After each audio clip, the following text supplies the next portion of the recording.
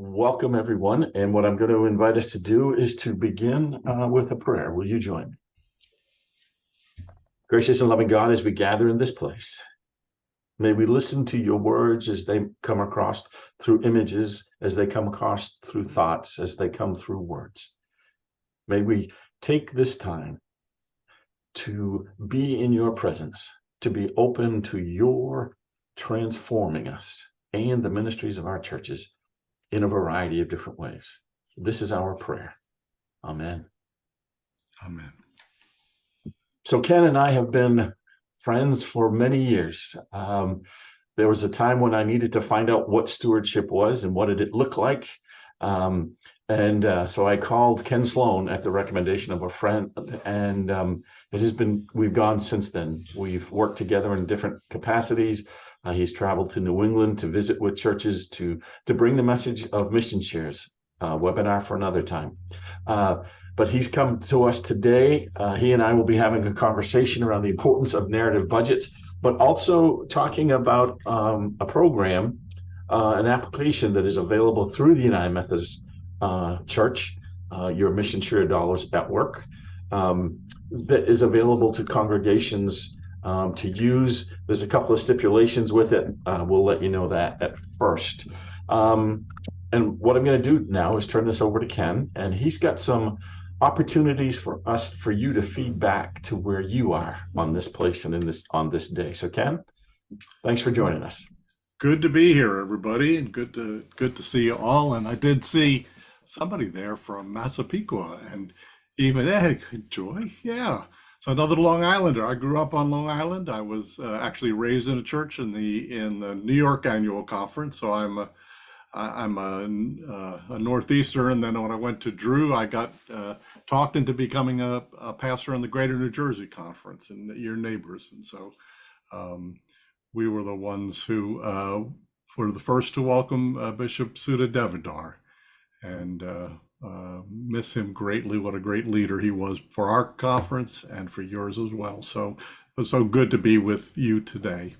Yeah, I'm going to try and share my screen, and hopefully that's going to go smoothly. It's nice when things do go smoothly.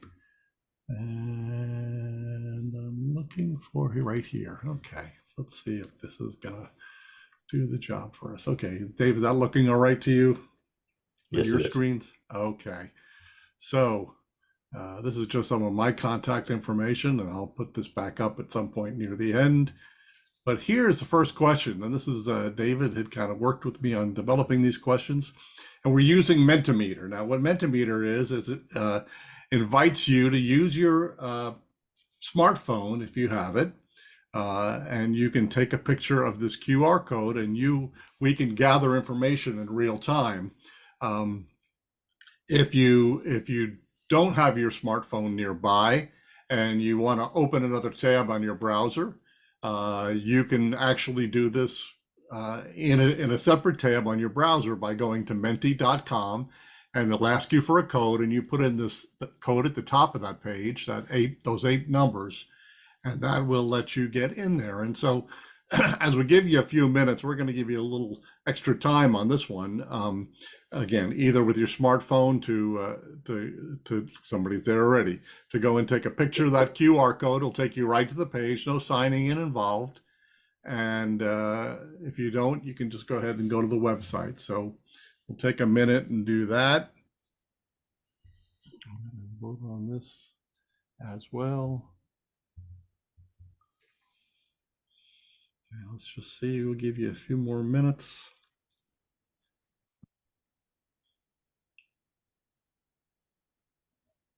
A few more seconds. Anybody else coming through?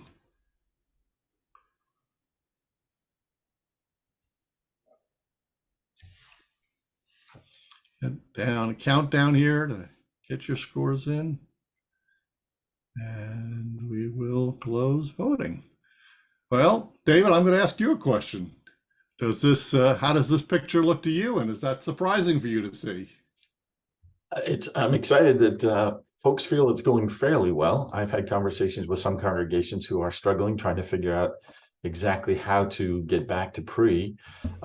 It's always interesting to find out what fairly means, but at Mhm. least it's on the positive, and so that's a great thing. It's good to see that. Uh, Yeah, I'm really excited to see that. And again, um, for those folks who feel like things are getting worse, that's a struggle. I don't mean we don't mean to ignore that as well. And again, we hope that through this, through this webinar or the online course, or maybe some of the other resources that come through your foundation, or through discipleship ministries or our stewardship page, that maybe we can help in some of those places, either to go from fairly to great would be wonderful, to get from getting worse to fairly good. So let's make that our goal for the day. So don't close your phones, because we're going to ask you another question. And this one comes in the form of a word cloud. Or no, excuse me, this comes in an opportunity for an open-ended question for you to kind of put an answer on. And this to start us off on a positive note, and to help us focus on where we're making an impact, because that's a crucial part of a narrative budget. Share a positive impact your church is making in the community. This can be a small impact, it can be a large impact. It may be something you think is small and actually is making a large impact. So just take a minute to put some things up there. Wonderful one. A local food pantry. People, boy, especially last year with inflation and all, we know we have so many people struggling just to make it great. Wonderful stuff. Wonderful 12-step groups. Excellent.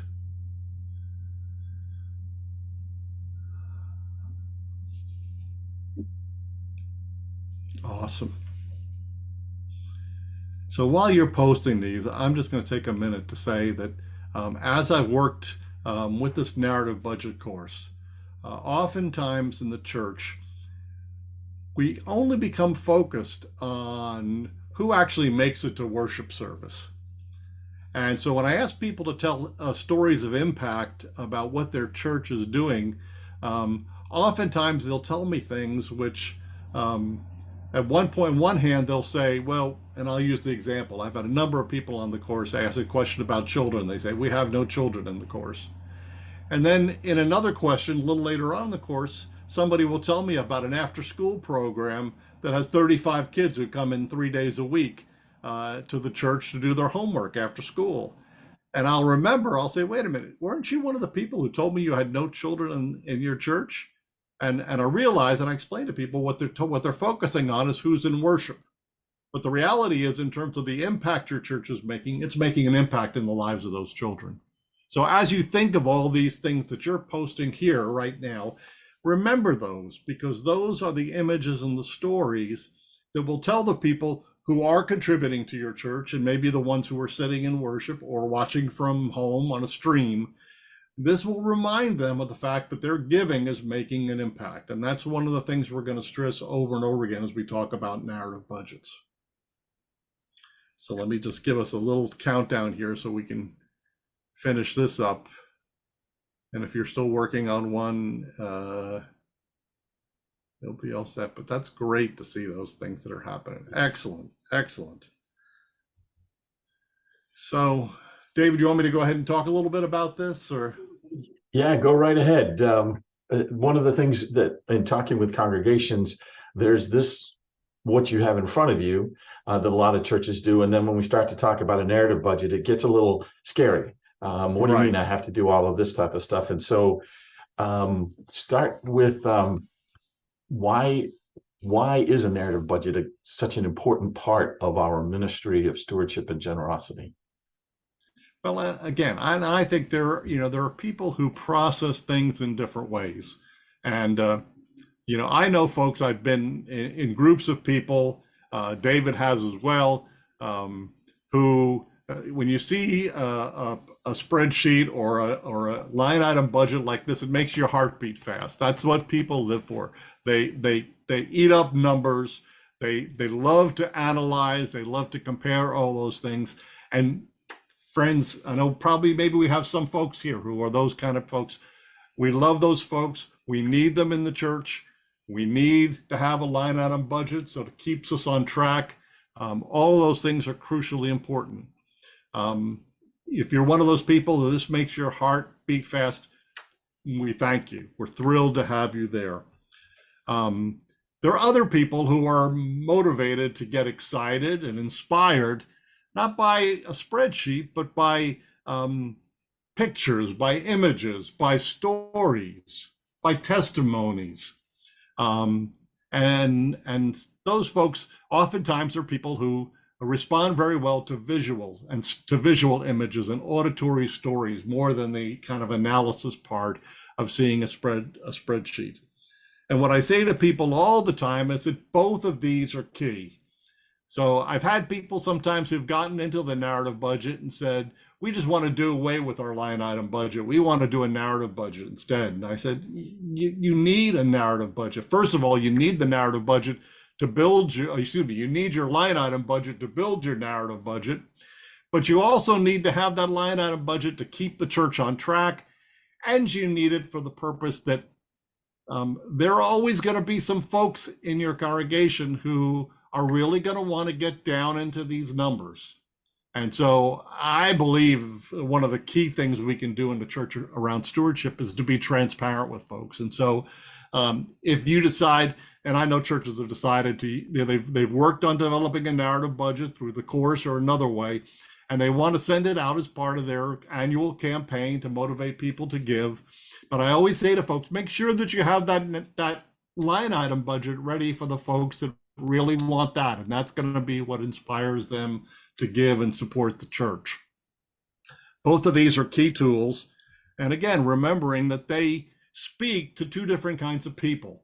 And they're two very different tools. And oftentimes what I've said to folks, and I say it in the course, is I think of a line item budget more as like a schematic, more of like a blueprint or that kind of schematic that you would use to build something. It's built on precision.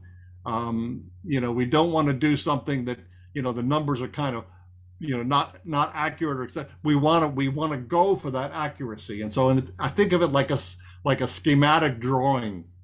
I think of a narrative budget as being more of like a painting. It's more of a picture. It doesn't have quite that precision that you're going to get out of the line item budget, but it's going to paint an impression for people.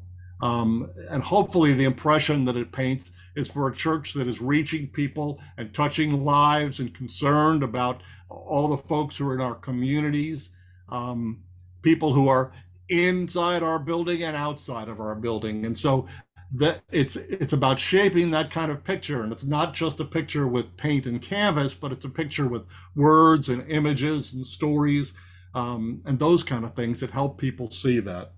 So I hope that's kind of clear, the fact that we're not talking about one eliminating another, but we're really talking about a different kind of tool. That sounds great. I love the work that you're talking about with the creating the picture. So a narrative budget isn't just words. It can also be images, and it can also be something that's shared verbally, right? Yeah, and graphics and things like that. Three things that I've tried to kind of make as sort of the outcomes for the narrative budget class. And the first one is obviously that it will be a tool that will help you make a narrative budget for your church with your numbers and your ministries, for you to tailor in the way that's going to be relevant and powerful and inspiring for your people. The second is that it will get folks thinking in terms of these stories of impact, because I think that's really one of the things that we all really need to move to. More and more, we're finding that people are not giving to the church just out of a sense of obligation or duty or commitment or those kind of things. More and more, we're seeing that giving is happening to places where people can hear stories of impact and how their giving is making a difference in someone's life, how it's changing, making the world a better place. It's changing somebody's path. It's helping kind of shape people in the future. Sometimes when I talk to people about, the idea of coming up with stories about their church, they say, we don't have any big dramatic stories. And I said, well, do you have some people, some children who have grown up through your Sunday school. And maybe they've gone off to college, but they've made wonderful decisions based on a foundation of love and support and sort of moral guidelines that happened because of Sunday school classes and relationships that they had in your church. That's a story of impact. Stories about an older couple where one of the spouses has died, and it would have been easy for the surviving spouse to kind of become a hermit and kind of stay in, and because the things that they were involved in the church, they were involved in together. But what happened in the church, and I see this so often, is that people in the church surround that person and don't allow them to become withdrawn and a hermit, and they make sure they find a loving way to bring them back to the church. And that changed the trajectory of that person's life from that point on, that the church did find room for them and welcomed them back, and they became re-engaged now, and they don't spend their time just thinking about their loss, but they think about what they can do with the days they have ahead. And so again, that's another simple story of impact. So it's those kind of things we want people to get their heads around and be thinking about those kind of things, and looking at things that happen in the church and saying, hey, that'll make a great picture. That would be a great story to tell, those kind of things as well. The third thing is that I hope people realize in this is that one of the things the narrative budget does is it helps kind of break down the idea that there's a dichotomy between the mission kind of dollars that go to the church and the operational or administrative, or some people call them overhead dollars that go to the church. And the reality is that in a narrative budget, we put all those numbers together and divide them up among anywhere from 3 to 5 ministry areas. And it's to reinforce the idea that mission in your church doesn't happen without all those administrative operating kind of dollars. Some of the things that you put up on your slide, that last slide you did, where you talked about places where you're making impact. I saw 12-step programs.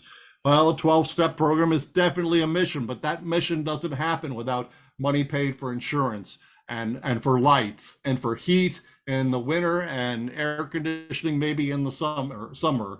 You know, all that stuff helps make that place a good place for people to come and get their lives, to break the hold of addiction and to get their lives back in a place. And that's a great story of impact. But again, it doesn't happen without that custodial service or the insurance payment or the electrical bill and all those other things. They all are part of mission. There's not 2 groups of dollars. It's just one group that's helping you do the work your church is called to do in your community. Mm-hmm. Sounds good. I'm going to just invite us to take a moment. You don't need to put anything in the chat, but to invite folks, as you're watching and you've listened to Ken talk about the 3 areas, is to make notes either on a piece of paper or somewhere of what are your stories. And when you're thinking about quote unquote overhead, I had one person who said that 100% of their money that they receive goes to ministry and mission. And that's what Ken is speaking to. So I want you to also encourage you to think about those things where how they are the ministries that are positively impacted by your overhead. And just to start to make some notes, because as we're talking, the narrative budget is, whether it's told or written or shown, involves all of those areas. And so I want to invite you to take moments as we're going through this, make notes so that you can share them later with your leadership or with your finance committee. So continue, Ken.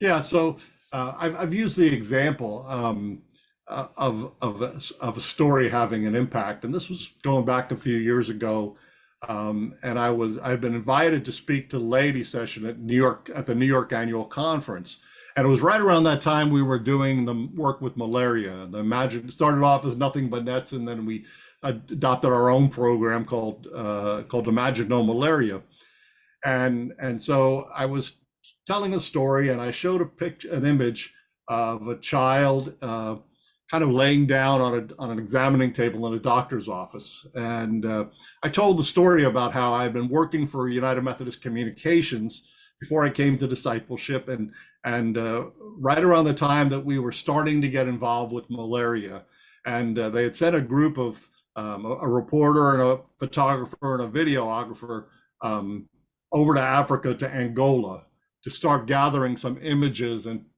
pictures and things like that that we could use to kind of promote this work from against malaria. And at the time, there were like 3,000 children a day dying from malaria, and they came back with some amazing pictures. And one picture, this one that I'm thinking about with this little boy, I showed that picture up on the screen while I was talking, and I said his name was Dominguez. And when they arrived in Angola, there was a little clinic across from the conference office, and they went in there and they met this mother who came in with this little boy, Dominguez, who had contracted malaria. And they took pictures. They asked the mother if they could take pictures, and they took some pictures and video, and they tried to play with Dominguez and get him to smile and things like that. And then they went back to the conference office to spend the night. When they came back the next morning, this little boy had succumbed to his malaria and died during the night. And when they came back from Africa and they get back to Nashville and we talked with them, these professionals who had seen all kinds of disasters all around the world were so shaken by the fact that this disease, which was so easily curable and preventable, had taken the life of this little boy.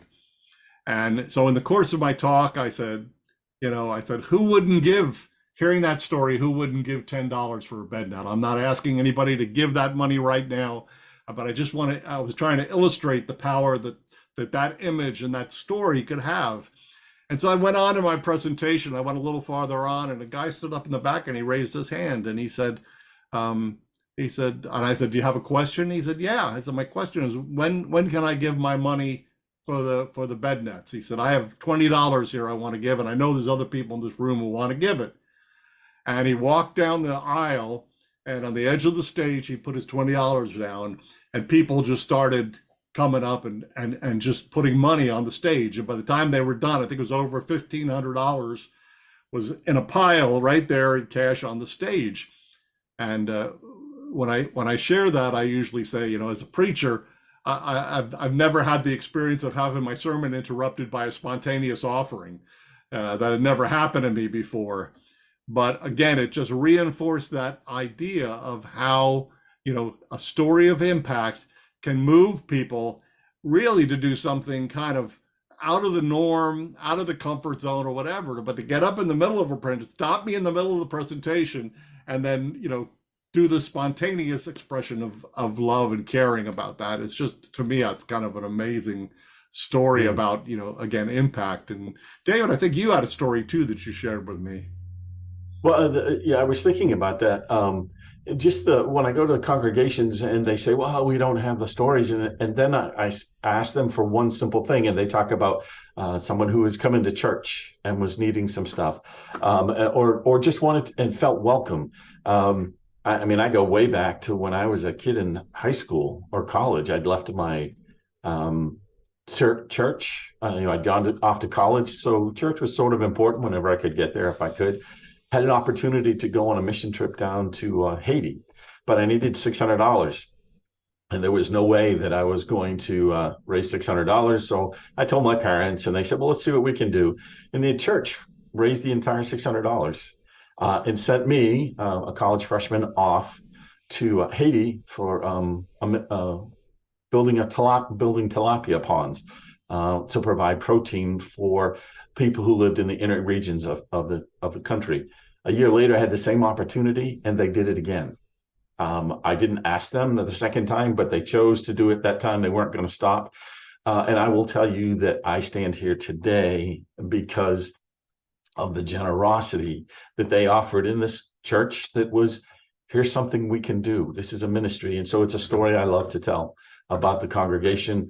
It was the Baptist United Methodist Church, and the impact that it has in that way. Every one of you has a story to tell. And amazing. Again, it's powerful. It may be that little Johnny just loves going home and telling his grandmother that somebody named Jesus loves me. And he likes to come for the cookies and the really nice man who is his Sunday school teacher, something along those ways.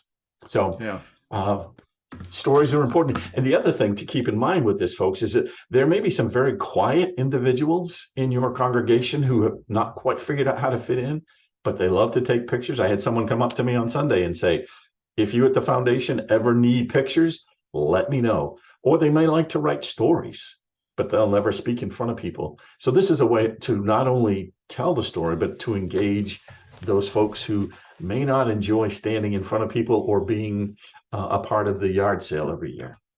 And let me, that's a wonderful point, David, because even if you don't sign up for the narrative budget class, which this is not, we're not pushing this like everybody has to sign up for.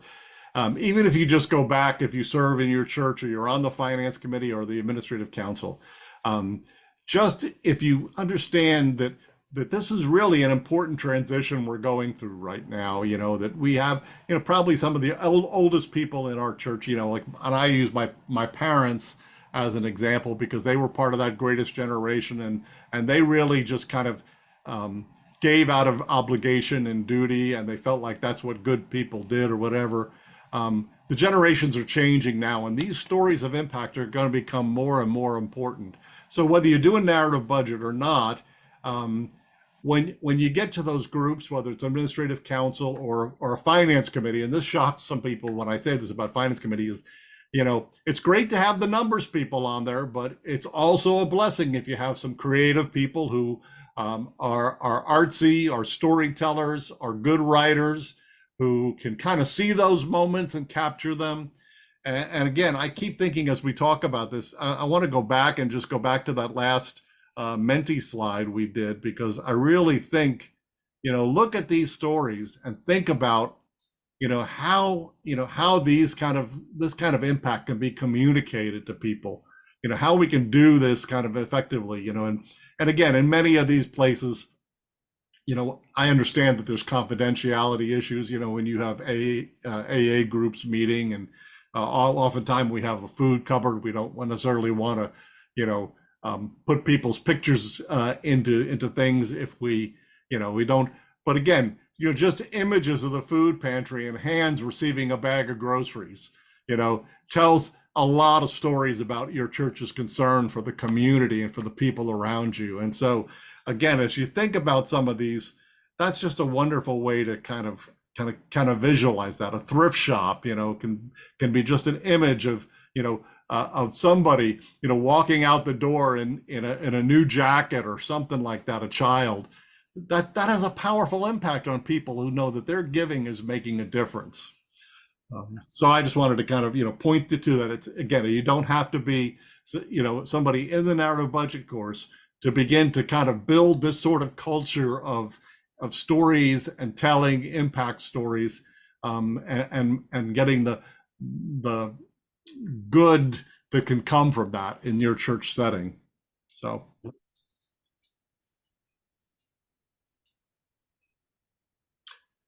So I just wanted to mention this too, and I thought this is something I've used in a lot of my presentations, and it comes from a wonderful book written by Lovett Weems and Ann Michelle, who are part of the Lewis Center for Church Leadership in Washington, D.C.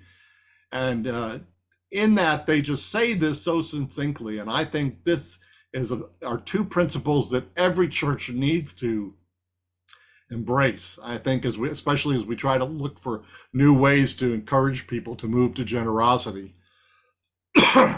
First principles before you is you never talk about people's money apart from their discipleship.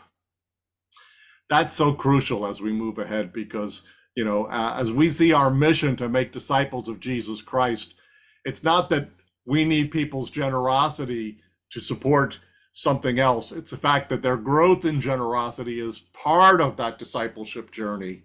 And so again, that gives us whole new opportunities to talk about people, about how their giving connects to what we're about as a church. And the second principle is you never talk about the church's money apart from its mission. And so, one of the things that I say to people oftentimes is that, too many times we only talk about money when we want people to give it to the church. Too many of our conversations are based around making the budget, and they're very much based around what the church's needs are. More and more, I find that we need to have conversations about what giving will do for our people for people. So, we need to shift the conversation from the church's need for money to a disciple's need to give, and how important those things are connected. And so I just think they've done a wonderful summary with this right here. And I just think if we can kind of get these instilled in the lives of our churches, I think we're going to see things happening. I think we're going to change the conversations that people have. So anyway.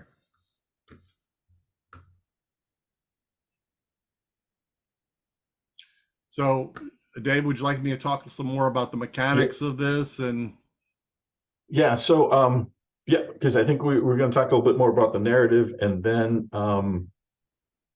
the why. Is this where I would bring up the part about the why? Knowing our why? Yeah. Yeah. So one of the things that's important, and we talk about this from stewardship, we also talk it from discipleship perspectives, is why does your church exist? What is its purpose? To make disciples of Jesus Christ for the transformation of the world. We know that because that's what the United Methodist thing is. But what is the particular why of your congregation? You may be called to work with AA groups. You may be called to work with thrift shops. And naming the why of why you exist as a faith community and as part of a larger body is important, because when you're telling your stories, you want them to connect to the why. You want to be able to say, our ministry is with older adults because we don't have a lot of children, we don't have a daycare and things of that sort. So why are you doing that? Well, we want to utilize their resources. We want to utilize, not their resources, we want to help them to grow in their ministry and in their faith journey along the way. And so the stories you tell should be related to that as well. And when you're doing your stewardship campaign, which is a little different than this, it's always connect it to your why. Know your why and move from there. Your purpose for being the faith community that you are today, or as an individual, why you are a disciple of Christ. So go right ahead, sir. Continue. Well, I'd say that's so important. And one of the things that I find when I talk to churches is, and I know this from my own experience, in my own pastoral roles or whatever, when we're churches ready and fired up to do something, it's the what's, what are we going to do? And it's so easy to come up with a what are other people doing? Maybe we should do that. What are we going to do this? And then so the what is always really easy, and we get together and we want to brainstorm, what, and that's good. And I mean, that's part of the process of becoming an active church. And then usually the second question we ask is then well, how do we do it? What are the mechanics of this? Can we get a program? Can we get a box from Cokesbury that's going to, tell us how to do this? Can we get a book that will tell us how to do this? And we get our hands on that stuff and we take off. And as you've said, oftentimes we don't really explore the why. What is it that we are expecting to happen? And I've said to people, a whole bunch of times, what is your reason for wanting to? Everybody wants to reach new people. Everybody wants to get out and reach new people. And oftentimes what I find is folks are discouraged if new people come to the church and they don't come, or they'll come to the church but they don't give. And I say, well, the giving comes as people mature in discipleship. If our only motivation for doing evangelism and reaching people in our community is to get more giving units and to support our budget, then we've missed our why, and we've left it behind. And so as we plan our activities and as we plan, the things that we want to do, you got to make sure that we're clear on that why, and why are we doing this? What are we hoping is going to happen because of how we're moving with this? And so, yeah, David, absolutely. Spend some time, be intentional about talking about, what is our why? What has God called us to? Why is God bringing us together in this community? Um, And you know, I work for the general church. You know, I've traveled the globe to talk to congregations and leaders everywhere. But the reality is that this church happens because of the church in the communities, because of local churches like the church that you serve are reaching that community. There's no way for a general church or general agency to do the ministry that we need to do in your community in New England. And so, that why is so crucial to make what the whole church sees as our vision happen. So it's a very important question. yeah. So Ken, we've talked about the numbers and we're talking about the stories, and I'm guessing some folks are going, yeah, but how do I do the breakdown? So why don't Yeah, you take us in and show us how to use this tool that's been created? Again, it's a tool that you'll have free access to if you follow a couple of things that I'll talk to you after Ken has walked us through it. great. So yeah, I had I had talked a lot with people about narrative budgets in this position. I've been in my position it's almost 12 years now, I guess, that I've been in the stewardship position. I talk to people about narrative budgets. I've actually listened to other people talk about narrative budgets, but I realized that there really wasn't a way for folks to get all the tools they needed to do this in a 30-minute talk or an hour webinar even or whatever. And I realized that I had never, I'd come out of a couple of pastorates in local churches, but it's been a long time.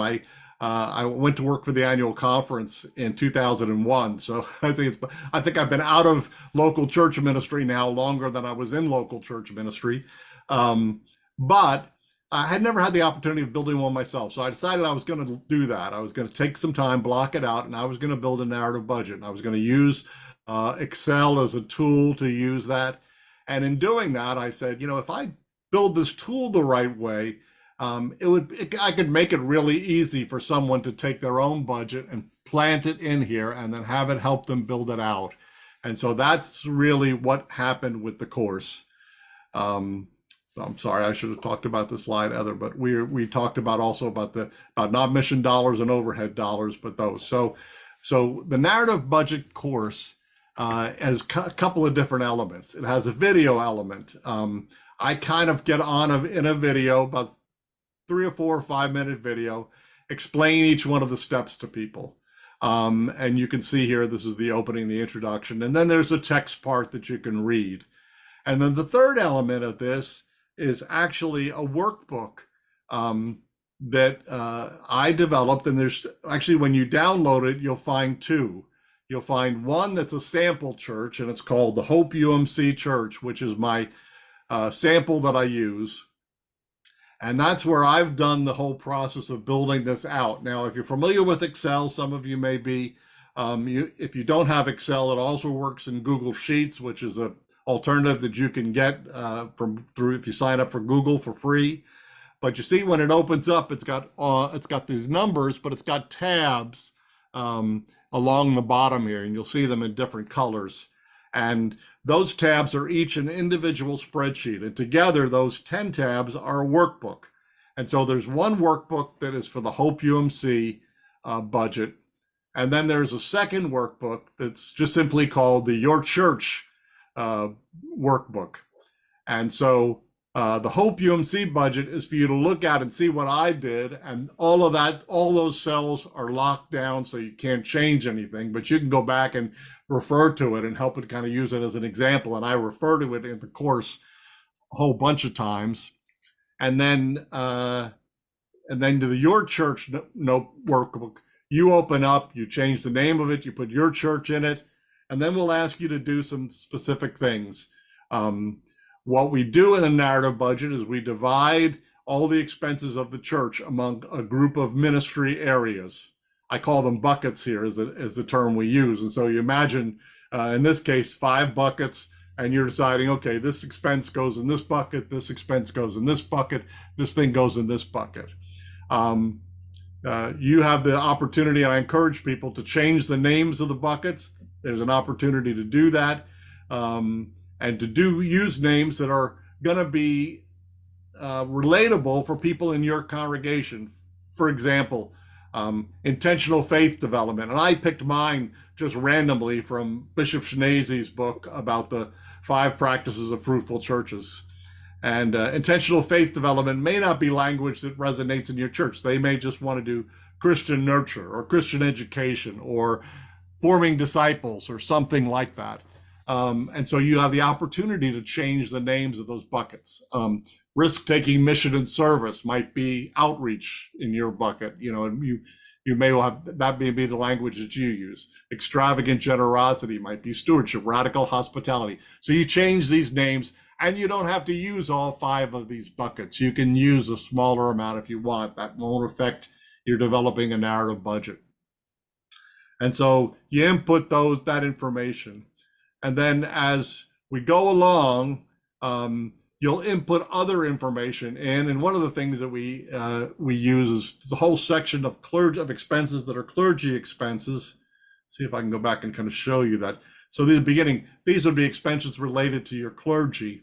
And one of the things we ask is if you have a pastor, if that the pastor would give you some time to, after you've identified your buckets, to estimate. And these are all estimations. We don't ask people to track everything they do for a month or whatever, but to estimate how much of your time goes into worship, how much of your time goes into faith development or Christian nurture or Christian education, how much of it goes into mission, how much of it goes into hospitality or generosity or those kind of things. And so when you get that information from your clergy, and you renamed your buckets, then you're able to move your things around. And then there will be some places, and it comes under the area we call program and mission, where the whole amount in your budget will go under one bucket. So your worship budget will all go into the worship bucket. Your mission projects, and you may have multiple lines for mission, will all go into whatever bucket relates to mission or outreach or risk-taking mission and service or whatever you use. And so again, as you click on all these tabs at the bottom, that kind of moves you along in that process. And then finally, what you'll have at the end is you will have these percentages that are identified from all the information you put in. And again, you don't change these things. You just put these information in and all the numbers move ahead. And then it comes out with a very simple exploded pie chart that just sort of shows you about, where your church's dollars are going. And so you're able to say, as far as the way we identify how your money is used for mission, that about 17 cents on each dollar is used on risk-taking mission and service, about 38 cents used on worship, about 28 cents used for intentional faith development. And again, finding a that also helps you kind of see if there are areas where you really feel like, we wish we had more of our dollars going into some other area than we're using, or how we want to divide things up.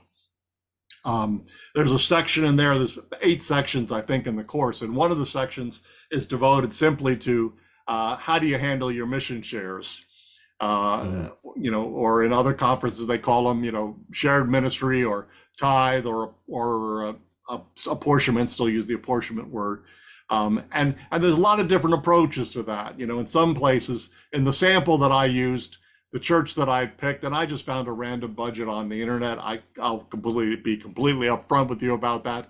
And they had divided their apportionments between administrative expenses and missional benevolence. And so I put those in 2 different categories. But I say to the people in the course that if you wanted to make a course, and some churches believe that all money that leaves their church in one way or another is being used for mission. If you want to group all of your apportionments together as mission, because that is a way that your church is supporting the mission of the annual conference and the general church, that's fine as well. And again, I say to people all the time, you're the context expert for your local church. So however you decide to do that, that will again help shape kind of the way your narrative budget will look when you put it all together. So, and this is where, I love pie, but this is where stories, pictures, I mean, I think about this. If you put your mission shares in risk-taking mission and service, or mission and outreach, and then you get some of the information, suddenly the church doesn't feel like all we're doing is staying alive. They're actually having an impact in our annual conference and in the general church, which then expands it out across to the world. But finding the simple stories, again, little Johnny loves to go home and tell his grandmother. He's the only kid we have in Sunday school, but that's not the point. The point is that he loves to talk about having this guy who loves him, Yeah. and he learns about it. So it's great to have this, but that's not the end of it. And the program walks the church all the way through this process. Right. But then it's your joy to put the pictures together. What Sure. does passionate worship look like? Do you have one of those folks who loves to design the front of the church, the sanctuary? A couple of their pictures, or people gathering together, looking alive, not the ones who may be resting with their eyes as they reflect on your message or on the message of the pastor, but the ones where people look like they're really enjoying worship. Those would be the important pictures to use, or the stories to tell. Right. And all through the course, in each section I ask a question. And it was interesting in this particular course because the questions really were not kind of like, did you read carefully? You know, can I catch you? You know, that you missed something, you didn't read it. But they're questions like, and all of the questions are designed to get people's minds focused on what are the images, what are the stories we want to capture. And so, you know, one of the questions is about children, and you know, if you have children in your church, what excites them? You know, the idea is to start thinking about the things that really have, you know, get them excited because that makes good images and good stories. Um, One of the questions is, and I love to hear people answer this, is, you know, what do people outside the church say about your, you know, kind of like the question we asked earlier, you know, what do they perceive about your church? What would people in your church tell other people about your church? And then one of the questions I like is just a simple question. Who is the person in your church who has the best smile? You know, who just beams all the time, and that, you know, that's somebody you want to have in there. You know, I'd want to get a good picture of that person, whether they're 13 years old or 93. I would want to have that picture, you know, somewhere in a narrative budget. And so the last section of the course is all about it's all about building that narrative budget. And we explore different ways for people, you know, can do narrative budgets. The old kind of more traditional thing was some kind of a folded printed thing that you could put in an envelope and mail to people. But I'll be honest with you, in the times we've offered the course, I've kind of given people freedom to try some different, you know, kind of ways of delivering those kind of stories and messages. And I've gotten some great web-based narrative budgets. I've gotten some really nice ones that were all set to print and fold up and put in an envelope.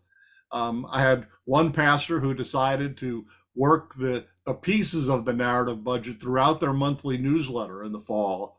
And so it wasn't a separate piece, but it was kind of in there and connected with stories that were, you know, kind of being reported through the thing, which I thought was really pretty creative. And people, Yeah. again, have used all kinds of different graphics.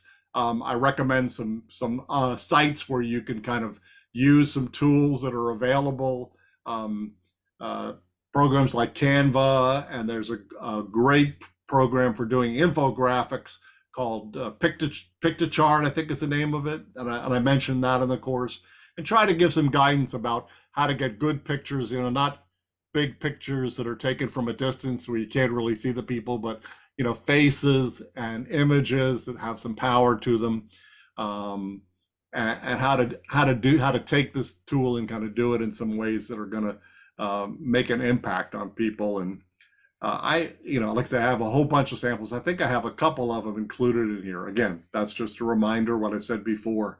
You know what's going to work best with your congregation. So here's one of the ones that came in early. And again, this was more of a kind of traditional narrative budget where they kind of divided their budget up and explained to people what it was for. Some of the things I like about this really that I call out is I really like the design element that they used with color. And so you'll notice that the two things, the church had their own kind of little logo here that involved this triangle with the three colors on it, and they picked up on those colors for their narrative budget, which really helps it kind of connect in a lot of ways. And the other thing was that they used their mission statement, which their mission statement for their personal church was to make disciples of Jesus Christ for the transformation of the world through vibrant worship, vital faith, and changing lives. And that became their buckets. They just picked those three things out to make their buckets, and that's how they divided their narrative budget. And in their case, it was very effective. And what we do at the end of the course is we invite folks, if they would like to, if they're doing it for CEUs, I require that they upload their narrative budget to me so that I get a chance to see it, give them some feedback on it. But other people in the course who are taking the course for not for CEUs are welcome to do that as well. And I've gotten some great ones there as well. And so when I talked with the pastor who had done this one, it was a woman pastor, I said in Illinois, I said, this is so good. I'm so impressed that I asked her permission to use it as a sample. And she said, well, what can I do better? What can I do next year? I said, well, next year, I think I would go with maybe a little bit less text and some images. And, you did that the first time. So people are really now they're understood what your three areas are, what your three buckets are. So you don't have to do quite as much text, but an image that comes along with each one of them, I thought, especially when you open it up, would have been really cool to see. And she said, oh, that's great. I'm going to be on the lookout. Now, when I first did this course the first time, we were in the middle of the pandemic. And so, there wasn't a lot of opportunities for people to go out and get pictures now that they didn't have already. But now that we're sort of coming out of that, a lot of places we're back to worshiping and doing more stuff together. It's a great thing to be thinking about there as well. Another fellow did his narrative budget as slides and scrolls through them on their website so that you kind of scroll down from one slide to the next. And so here's how his go. You just kind of follow it, shows the mission, shows the budget, growing in faith. And what I really like about this is that the text is real easy to see and to identify, but the images that he used, I think, are really powerful. This little girl praying, and my favorite one over here is Fellowship and Outreach, was this picture from the Easter egg hunt. And again, it was a community Easter egg hunt that the church sponsored. But again, good use of graphics and images and design, the way they've done the design, this person reaching their hand out to welcome people identifies that percentage of their budget that goes to hospitality. So I think there's some great things that have come from the course that people have been able to utilize in their local churches. So we have just a couple minutes left. The goal of this webinar was to talk about narrative budgets, how important they are. They're not just the newest thing, but they're something that's essential to who we are. As we tell the stories, as we show how God is at work in and through and with our faith communities. We also wanted to show you this new tool, that's available through the general church. And again, this is your Mission Share Dollars at Work. And Kristen has just put into the chat the link to the page where you can sign up for this program. And what you need to know is that there's a $10 fee to use the narrative budget program. But if you put in the promo code UMFNE23, UMFNE23, it's a partnership with Discipleship Ministries and also with the United Methodist Foundation. Kristen has just put it into the chat as well. Then you will be able to use that program for free. Now, here's the hitch. You need to sign up before Labor Day, which is September, that first Monday. And then, so you just go in and register, and then you have until the end of the year to use the program. So you don't have to think, oh my gosh, I have to get this all together. You just go in and register. You can go in this afternoon and you can register using on that link and with the promo code, with the coupon, and then you've got time to work with your finance committee, work with your leadership committees, and those are things of and come up with the numbers and the separations, and the pastors can take a look at as to how things are going. What I would offer to you is to be true to our time, are there any questions that you all might have pertaining to narrative budgets and or pertaining to the program itself? I see a hand from Joy. Actually, it was a clap to thank you very much. much. Oh, it was a clap. Yes, as an accountant, I will say, an auditor by trade, there isn't one aspect that you have shared with me today that I had thought about for my 35-year career. And that, so, taking this and rethinking about how to present information in a digestible format, because I'm all about digging deep and into the weeds, to be able to pull it up to a level for all of our folks to understand and have that deeper appreciation for all that our church accomplishes on an annual basis. This is tremendous. And I look forward to signing up, and I love Excel. I'm a bit of a geek. So I look forward to digging into this. So thank you both, Ken and David. Amen. Certainly. And if you're not a bit of a geek, we'll find someone who is around if you're not an Excel geek, whether it's Joy or someone else that will be able to help you with that a little bit. Any other questions? Because we want to finish with a couple more Mentimeters real quickly to get your feedback so that we can end on time. Anyone else? Just a reminder that we'll be doing this again tomorrow night at 7. All people need to do in order to get the code is to register and attend. And you may have someone in your church that's saying, oh my gosh, I'd really like to get them to watch it, but they can't be there tomorrow night. We are recording this session and tomorrow night's session. We'll take the best of the two. We'll put it up on our website. If you go to previous webinars or something of that sort, you will find all of the webinars that we've been doing. It's a great resource around the area of financial stewardship. So if there are no questions, I don't see any hands coming up or applause. Then Ken, if you'll just run the Mentimeter real quick. Sure. Let's see if we can finish this off within the next minute or so. Great. Oops. People are already doing it. So there we go. They're already on it. I put it up, so they jumped on it. So one word you hope your community would use to describe your church.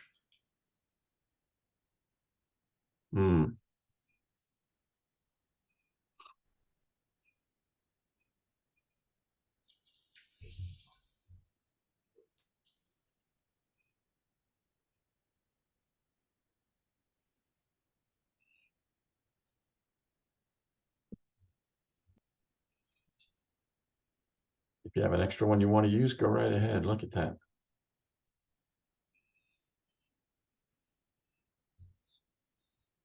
All right. There's got to be a story between each and every one, behind each and every one of those. You just need to pull the word back and see what's there inside.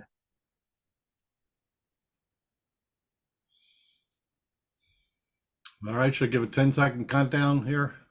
Yep, do that, and then we'll move on to the next one, and then we will thank you all for staying a little bit later.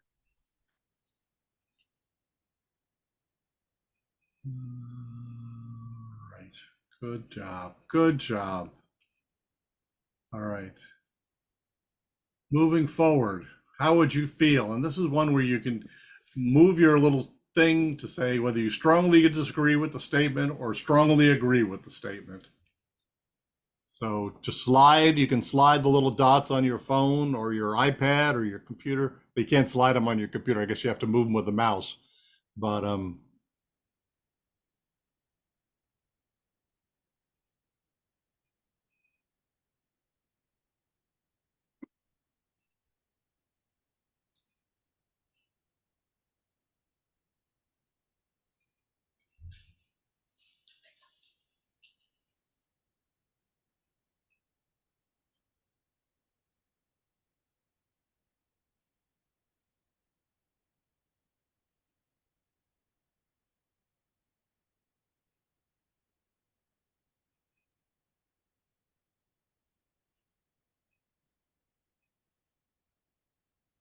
So as people are finishing this, we want to thank you all. You've given us an hour of your time, a couple of minutes over that, and we don't take that lightly. When we put together the Foundation Forum Education Series webinars, We try to speak to the challenges and the concerns that you have within the local church. If you have a topic that you think we really should look at that falls within who we are as the foundation, send it to me.